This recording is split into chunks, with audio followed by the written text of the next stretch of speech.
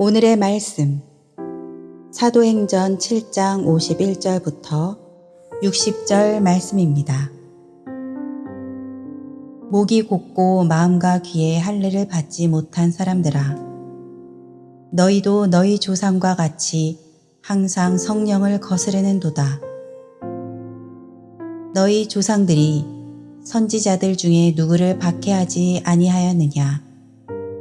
의인이 오시리라 예고한 자들을 그들이 죽였고, 이제 너희는 그 의인을 잡아준 자요 살인한 자가 되나니, 너희는 천사가 전한 율법을 받고도 지키지 아니하였도다 하니라. 그들이 이 말을 듣고 마음이 찔려 그를 향하여 이를 갈거늘, 스데반이 성령 충만하여 하늘을 우러러 주목하여 하나님의 영광과 및 예수께서 하나님 우편에 서신 것을 보고 말하되, 보라, 하늘이 열리고 인자가 하나님 우편에 서신 것을 보노라 한대, 그들이 큰 소리를 지르며 귀를 막고 일제히 그에게 달려들어 성 밖으로 내치고 돌로 칠세, 증인들이 옷을 벗어 사울이라 하는 청년의 발 앞에 두니라.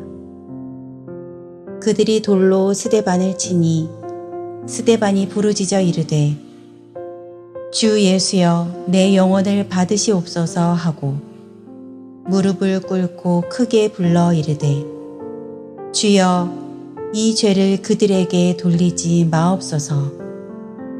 이 말을 하고 자니라. 아멘. 할렐루야. 오늘 예배 가운데 나오신 여러분 모두를 주님의 이름으로 환영하고, 여러분 한 분 한 분을 주님의 이름으로 축복합니다. 예배와 또한 귀한 말씀을 통하여서 우리 주님의 크신 은혜를 꼭 경험하고 돌아갈 수 있는 귀한 예배의 자리가 될 수 있기를 바랍니다. 사도행전 7장 전체는 스데반 집사의 설교를 담고 있습니다. 이 7장 전체를 채우고 있는 스데반 집사의 설교는 바로 이 스데반 집사를 공격하고자 하는 이 유대인들의 그 고발을 향한 그러한 답변입니다. 스데반 집사를 고발한 내용은 크게 두 가지였습니다.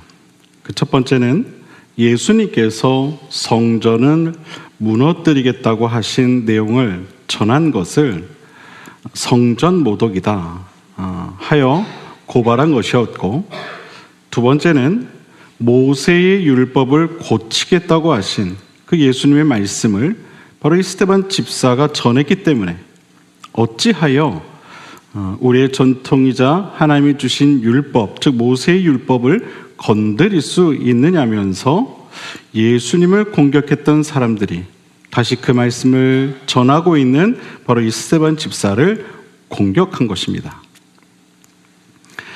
여기서 말하는 예수님께서 이 성전을 무너뜨리겠다고 하신 것은 당시에 세워져 있던 어떤 물리적인 건축물을 무너뜨리겠다는 그런 의미가 아니었죠. 십자가에서 죽으시고 사흘 만에 다시 사실 예수 그리스도, 바로 자신을 가리켜 하신 말씀이었습니다. 인간에 의해 건축되어진 예루살렘 성전은 오실 예수 그리스도의 모형에 지나지 않았습니다. 모형은 진짜가 나타나면 의미가 없어지게 되는 것이죠. 사도행전 이 시대까지는 사람들이 예루살렘 성전에서 짐승을 잡아 제사를 드리던 그런 시대였습니다. 복잡한 제사법을 따라 그들은 하나님 앞에 나아갔죠. 그런데 예수님께서 스스로 이 어린 양이 되어 십자가에 달려 죽으신 후에는 더 이상 우리 인간이 짐승을 잡아 제사를 드릴 필요가 없어지게 되었습니다. 즉, 이전에 모세에게 전해주었던 복잡하고도 까다로웠던 이 율법의 제사는 예수님이 오심으로 말미암아 더 이상 의미가 없게 된 것이죠. 예수님께서 마태복음 5장 17절에서 내가 율법이나 예언자들의 말을 폐하러 온 줄로 생각하지 말아라. 폐하러 온 것이 아니라 무엇하러 왔다라고 기록하고 있습니까? 완성하러 왔다. 이 말씀의 그 이유가 바로 여기에 있는 것입니다. 완성하기 위해. 복잡하고도 또 까다로운 그런 율법의 요구들을 단 한 번에 죽으심으로, 십자가에서의 그 모든 피 흘림과 그 죽으심으로 완성하셨다라는 것이죠. 더 이상 인간이 하나님을 만나기 위해 뿌려야 하는 짐승의 피의 제사가 필요 없게 된 것입니다. 왜냐하면 어린 양 예수 그리스도의 그 보혈의 피 흘림으로 모든 인간이 하나님 앞에 나아갈 수 있게 되었기 때문입니다. 예수 그리스도 스스로 하나님을 만나게 하는 통로가 되어 주신 것이죠. 만약에 예수님께서 그러한 십자가 사건을 통하여 돌아가시지 않았다면 우리는 오늘도 짐승의 피를 뿌리며 하나님 앞에 나아갔어야 할 겁니다. 그런데 유대인들은 아직도 이 예루살렘 성전이라고 하는 물리적 장소에 하나님을 가둬두는 그러한 우를 범하고 있었습니다. 그래서 스데반 집사는 이런 유대인들의 그릇된 성전관을 질타했던 것이죠. 이제 그런 것들이 필요 없습니다. 예수님께서 어린 양이 되어 우리를 위해 피를 흘리셨습니다. 이제 누구라도 하나님 앞에 나아갈 수 있게 되었습니다. 선포한 것이죠. 무소부지하신 하나님께서는 어떠한 물리적인 공간에 붙잡혀 계시는 분이 아니시죠. 하나님께서는 하나님의 백성들이 가는 곳이라면 어디든 함께 계시는 분이십니다. 스데반 집사는 그것을 이야기했던 겁니다. 이제 더 이상 어느 한 곳에 여러분들이 머물 필요 없고 여러분이 가는 곳마다 하나님께서 함께 하실 것입니다. 그렇게 이야기했던 것이죠. 여러분, 하나님은 24시간 내내 우리가 무엇을 하든지 어디에 있든지 어떠한 처지에 처하든지 그것과 상관없이 우리와 함께 하시는 분이십니다. 그러므로 우리가 예배하는 그곳이 곧 성전이요 기도하는 처소요 하나님의 임재가 임하는 공간이 되는 것입니다. 예수님께서도 이런 사실에 대해 사마리아 여인과의 대화를 통해 이렇게 말씀하신 적이 있습니다. 요한복음 4장 21절 이하를 보면 예수께서 이르시되 여자여 내 말을 믿으라. 이 산에서도 말고 예루살렘에서도 말고 너희가 아버지께 예배할 때가 이르리라. 너희는 알지 못하는 것을 예배하고 우리는 아는 것을 예배하노니 이는 구원이 유대인에게서 남이라. 아버지께 참되게 예배하는 자들은 영과 진리로 예배할 때가 오나니 곧 이때라. 아버지께서는 자기에게 이렇게 예배하는 자들을 찾으시느니라.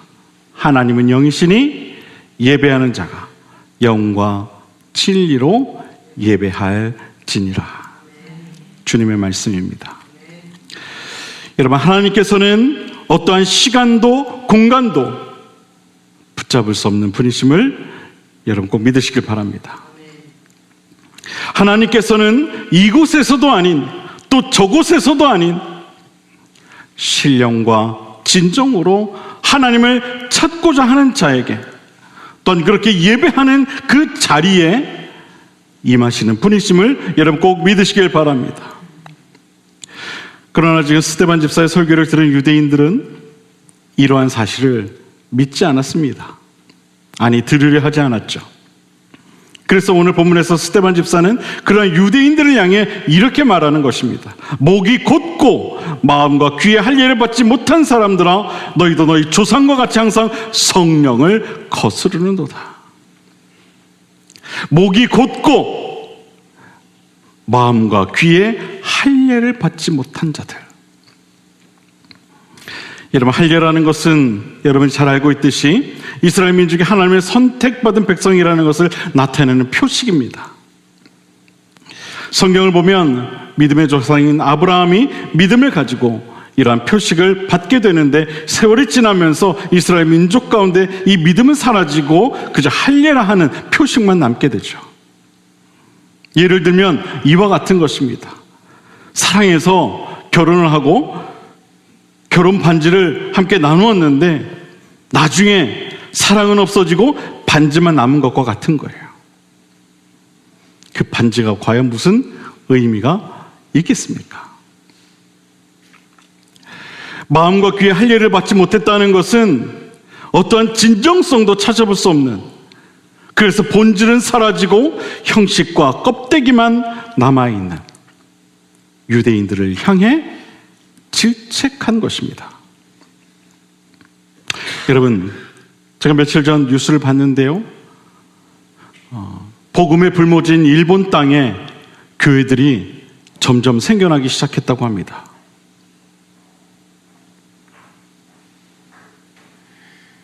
근데 그 교회에는 목사님도 없고 성도들도 없다고 합니다. 이유가 뭔지 아십니까? 교회 건물 안에서 결혼을 하기 위해 교회와 같은 건물들을 만들고 있다는 겁니다. 그래서 그러면은 이 주례를 할 때는 어떻게 하냐? 외국인을 섭외해서 신부옷을 입히고 그에게 주례문을 읽도록 한다고 합니다.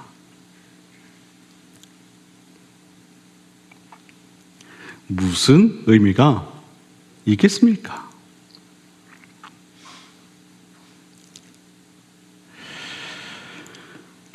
스데반 집사의 이야기는 유대인들의 마음에 강한 충격이 되었습니다. 그들의 반응이 참 무서웠습니다. 본문을 보면 이렇게 기록을 하고 있어요. 54절에 그들이 이 말을 듣고 마음에 찔려 그를 향하여 이를 갈았다. 그리고 57절 이하를 보면 그들이 큰 소리를 지르며 귀를 막고 일제히 그에게 달려들어, 스데반 집사에게 달려들어 성 밖으로 내치고 돌로 칠세, 증인들이 옷을 벗어 사울이라 하는 청년의 발 앞에 두었다라고 말하고 있습니다. 여러분, 이것이 바로 옳은 말을 한 스데반 집사를 향한 군중들의 반응입니다. 여러분, 우리는 하나님께서 우리를 향해 옳은 말씀을 하실 때에 겸손히 그 말씀을 경청해야 할 줄로 믿습니다. 옳은 말씀을 하실 때 들을 준비가 되어 있어야 된다는 거예요. 하나님의 옳은 말씀은 때로는 우리의 마음을 울리는, 때로는 듣기 힘든 그런 말씀으로 다가올 수도 있습니다. 하나님께서는 우리에게 항상 달콤한 말씀만 하시지 않습니다. 만약 우리가 듣고 싶은 말씀만 듣게 된다면 그것은 하나님의 음성이 아닐 수도 있습니다. 어떤 목사님께서 그런 음성에 대해 이렇게 표현을 하시더라고요. 하나님의 보이스피싱이다. 여러분, 보이스피싱이 사단의 보이스피싱이다. 보이스피싱이 뭐예요? 뭔가 우리 마음을 유혹하는 것을 말하죠.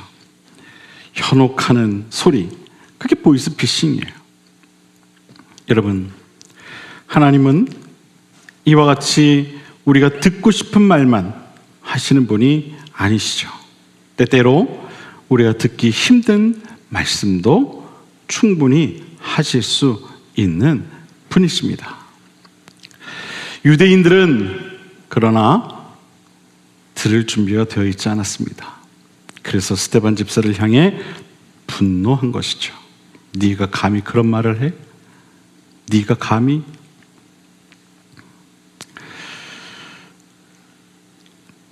결국 하나님의 옳은 말씀을 전한 스데반 집사의 설교를 들은 유대인들은 자신들의 마음을 돌이키지 아니하고 그를 죽이게 됩니다. 이것이 바로 성령 충만하지 못했던, 들을 귀가 없었던, 옳은 말씀에 집중하지 못했던 유대인들의 반응이었습니다. 성령 충만하지 못하면, 들을 귀가 없으면 이처럼 하나님의 말씀을 들어도 그 마음에 분노가 일어나게 되는 겁니다. 그리고 그 분노를 참지 못하고 분출하게 되죠.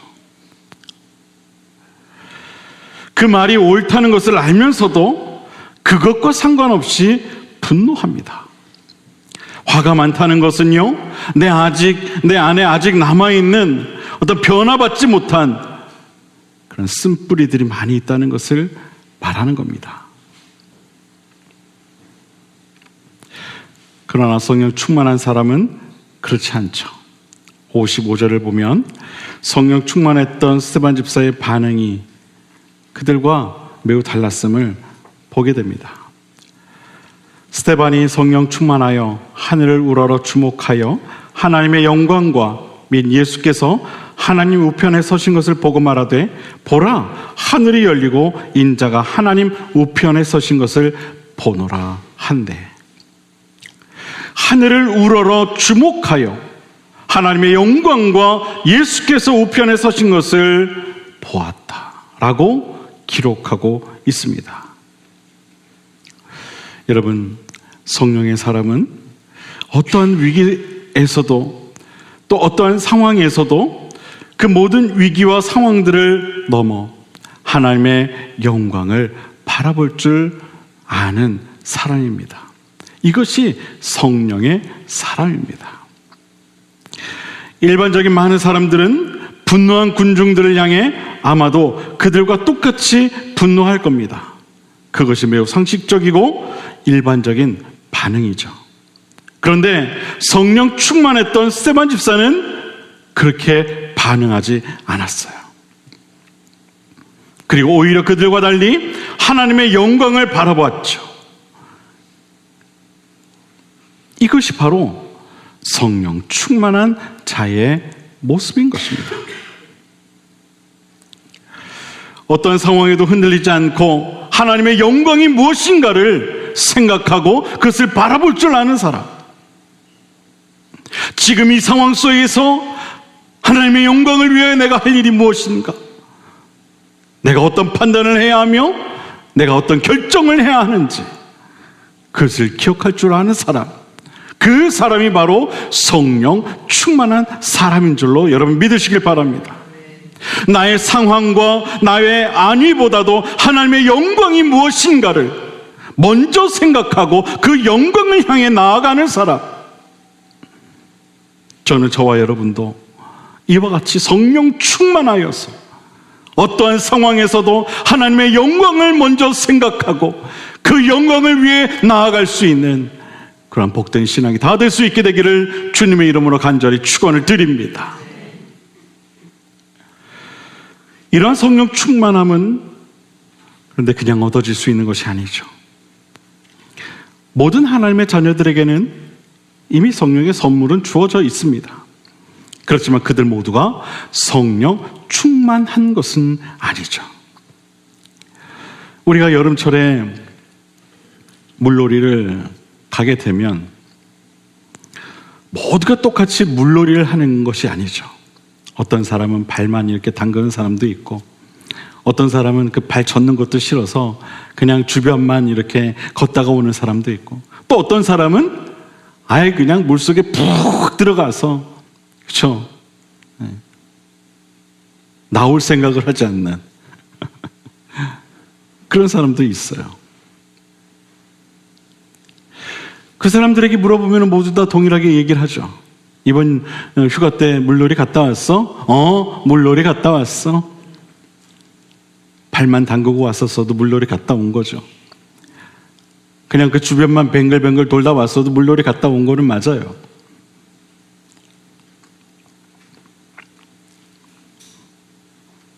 그런데 그들은 진짜 물놀이를 한 게 아니죠. 그냥 발만 담그고 온 거죠. 여러분, 성령 충만하다는 것은요, 어떤 의미냐 하면 이런 거예요. 온 몸이 물에 잠기는 상태.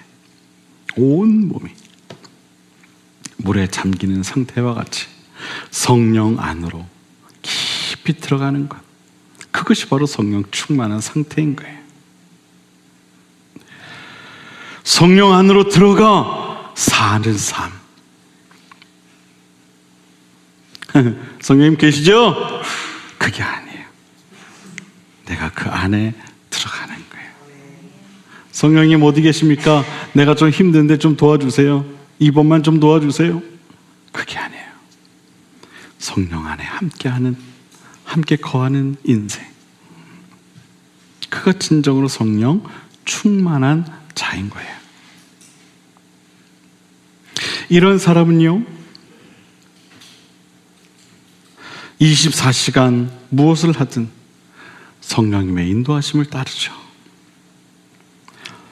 그리고 이런 사람은요, 그렇기 때문에 어떤 상황과 환경에서도 성령님의 그 인도하심을 따라 살아가며 성령님의 그 주장하심을 늘 인정하는 삶을 살게 됩니다.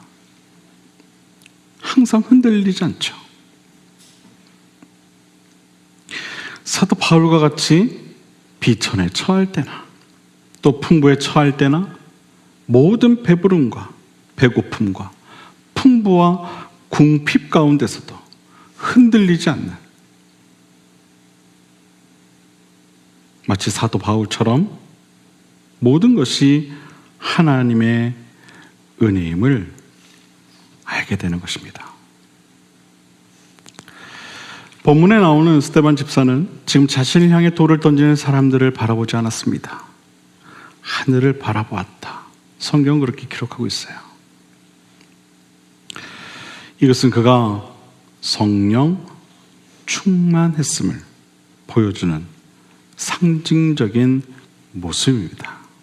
사랑하는 여러분, 성령 충만한 사람은 사람을 바라보지 않습니다. 믿으십니까? 그가 무슨 말을 하든 어떤 행동을 하든 거기에 상처받지 않아요. 그리고 주변 환경을 바라보지 않습니다. 내 주변 환경이 어떻든 그것을 바라보지 않는다는 거예요. 성령 충만한 사람은 어떤 위기의 순간에도 하늘을 바라봅니다. 스데반 집사와 같이 어디 하나 빠져나갈 것 하나 없는 사방이 꽉 막힌 상황에 놓였을 때 우리 눈을 들어 하늘을 바라볼 수 있어야 합니다. 성령 충만한 하나님의 사람은 이래야 하는 겁니다. 저는 여러분도 스데반 집사와 같은 성령 충만한 그러한 신앙이기를 바랍니다. 주변 환경과 상황에 흔들리지 말고, 또 누구로 인해 마음에 상처받지 마시고, 여러분 혹시 이번 한 주간 살아오면서 아유 내가 저놈 인간 때문에 내 상처받았어? 혹시 그런 분들 계신가요? 상처받지 마세요. 상처받지 마십시오. 네. 오직 성령 충만하여서 언제나 하나님의 영광을 바라보며 그 영광을 위해 살아갈 수 있는 저와 여러분 모두가 될 수 있게 되길 바랍니다. 성령 충만한 그런 신앙이 꼭 되실 수 있게 되길 바랍니다. 이제 수많은 유대인들이 일어나서 스데반 집사를 끌어다가 돌로 쳐 죽이게 됩니다.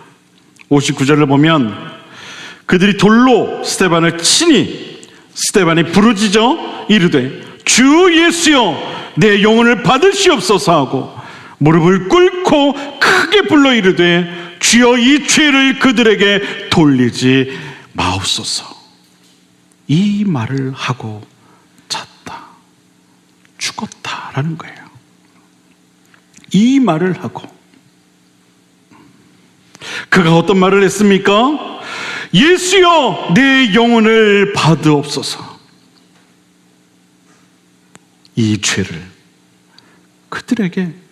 그들은 누구를 말하는 거예요? 돌을 던진 자들을 말하는 것이죠. 그들에게 돌리지 마옵소서. 그리고 죽었다는 거예요. 결국 스데반 집사는 사람들의 무지의 돌, 질투의 돌, 시기의 돌에 맞아 죽었습니다. 어찌 보면 인간적으로 이러한 스데반 집사의 죽음은 이해되지 않는 것이 사실입니다.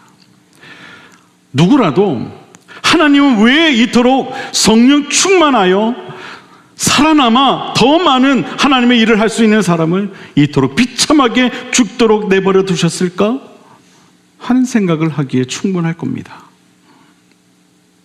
그러나 스데반 집사의 죽음이 인간적으로 이해할 수 없는 것이 사실이지만 우리 이 기독교 역사상 그가 남긴 신앙의 흔적은 너무나도 컸습니다.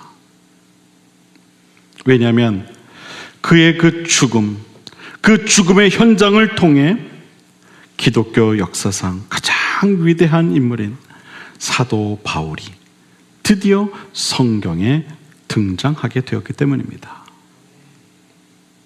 58절에 나오는 사울이라고 하는 인물이 우리가 잘 알고 있는 사도 바울을 말합니다. 본문에 나온 스데반 집사의 죽음을 목격했던 사울, 그가 나중에 하나님의 사람으로 거듭나면서 바울로 이름이 바뀌게 됩니다. 여러분,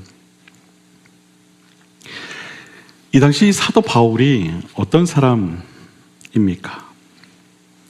우리가 알고 있는 초대교회를 세운 사람, 신약 성경 3분의 1이나 되는 책을 저술한 사람, 많은 학자들이 예수님 이래로 가장 위대한 지도자로 베드로가 아닌 바울이라고 이야기할 정도로 위대한 사람, 바로 그 바울의 이야기가 이 스데반 집사의 그 죽음의 현장으로부터 시작된 것입니다. 물론 그 당시에는 스데반 집사의 죽음에 동조하고 그를 핍박했겠지만 사울의 마음에 오늘 이 스데반 집사의 죽음이 뭔가 영적인 강한 인상을 분명 남기게 되었을 것입니다. 그 기억이 나중에 위대한 신앙의 지도자로 거듭나게 되는 밑거름이 분명 되었을 것입니다. 그의 죽음을 통해 무엇이 저로 하여금 저 죽음을 맞이하게 했을까?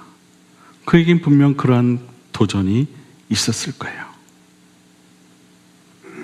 아니, 돌에 맞아 죽으면서도 저와 같은 이야기를 할 수 있는 저 힘은 과연 어디에 있는 걸까? 그런 고민이 그에게 있었을 겁니다. 여러분, 우리의 지혜와 경험과 지식으로는 하나님의 일을 다 할 수가 없어요.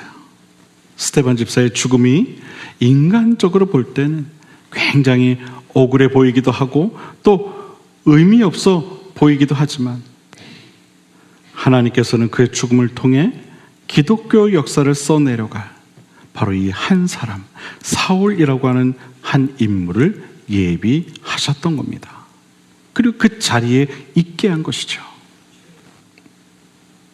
사랑하는 여러분, 우리가 처해 있는 지금의 상황과 지금의 순간만을 생각해서는 안 돼요. 지금 조금 어렵고 힘들다고 해서 이것이 하나님의 뜻이 아니구나 하며 쉽게 포기해서는 안 된다는 거예요. 손해를 보고 무시당하고 세상으로부터 손가락질을 당해도 우리가 가는 길이 하나님 앞에서 진실된다면, 하나님께서는 바로 그러한 우리를 통해 위대한 일을 써내려 가실 것입니다. 양화지 선교사 유적지를 가게 되면은요, 비문들이 쫙 있어요. 거기에 이런 글들도 있습니다. 어린 자녀들을 잃어버린 그런 선교사들의 이야기가 적혀 있기도 해요. 사랑하는 아내와 사별한 선교사님들의 이야기가 적혀 있기도 해요. 젊은 나이에 이 땅에서 그렇게 죽어간 선교사님들의 이야기와 그들의 그 가족들의 이야기를 볼 수가 있어요. 그런데 그들은 그런 죽음과 아픔을 겪으면서도 결코 이 조선 땅을 향한 그 선교를 멈추지 않았어요. 그런 선교사들의 죽음이 있었기에 오늘날 우리가 있을 수 있었던 거예요. 그들의 그 희생이 있었기에 우리의 신앙이 그냥 거저 주어진 것이다. 여러분, 그렇게 생각해서는 안 되는 거예요.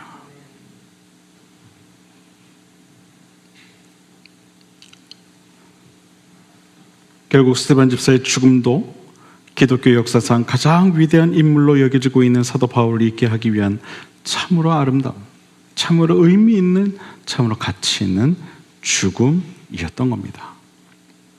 그 죽음이 사도 바울이라고 하는 새로운 생명을 얻게 된 매우 귀중한 밑거름이었던 것이죠. 사랑하는 여러분, 우리의 신앙은 일회성이 아닙니다. 나에게 주어진 신앙은 나에게서 멈추는 게 아니에요. 연속되어져야 되는 거예요. 연속되어져야 되는 거예요. 그것이 내 자녀가 될 수도 있고, 내 친구가 될 수가 있고, 내 부모가 될 수도 있고, 내 이웃이 될 수도 있는 거예요. 분명한 것은 일회성이 아니라는 거예요. 멈춰서는 안 된다는 겁니다. 우리의 신앙은 새로운 누군가에게 전달되어야 하는 거예요. 그것이 진정으로 가치 있는 신앙인 겁니다. 나만 신앙생활 잘하면 되지? 아니요. 그거만큼 이기적인 신앙이 없어요. 나만 잘 믿으면 되는 거 아닙니까? 나만 교회 잘 가고 나만 주일 성수 잘하고 그럼 되는 거 아닙니까? 아니요.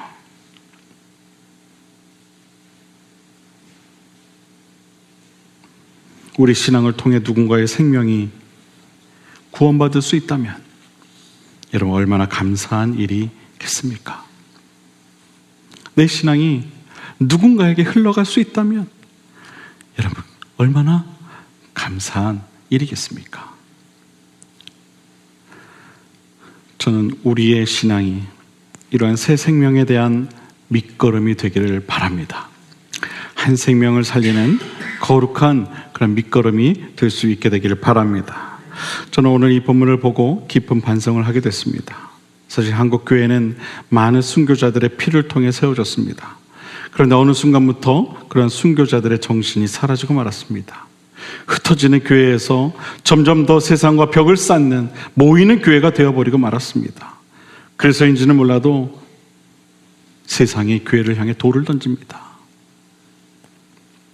무지의 돌, 질투의 돌, 시기의 돌. 스데반 집사를 향해 던졌던 돌을 던지기 시작했습니다. 수많은 댓글로 기독교를 핍박합니다. 사랑하는 여러분, 우린 과연 이러한 때 무엇을 바라봐야겠습니까? 오늘날 교회들은 돌이 날아오면 그 돌을 다시 들어서 세상을 향해 던진다고 해요. 니들이 던져, 우리도 던져. 그래서는 안 돼요. 그건 교회의 모습이 아니에요. 여러분, 스데반 집사님이 어라 니들이 돌을 던져? 난 더 큰 거 던져. 그러지 않았어요. 저들의 죄를 묻지 않죠.